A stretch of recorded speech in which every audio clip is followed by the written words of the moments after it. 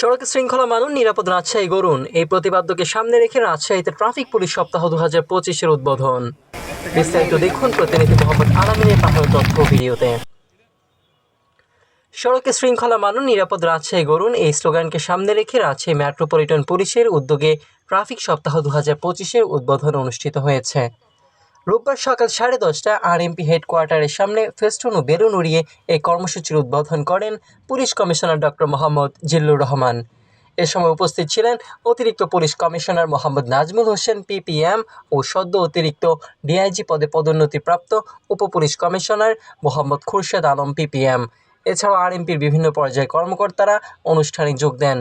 উদ্বোধনী বক্তব্যে police commissioner বলেন, সড়কে শৃঙ্খলা প্রতিষ্ঠা কেবল আইন প্রয়োগে সম্ভব নয়, প্রয়োজন সাধারণ মানুষের সচেতন অংশগ্রহণ।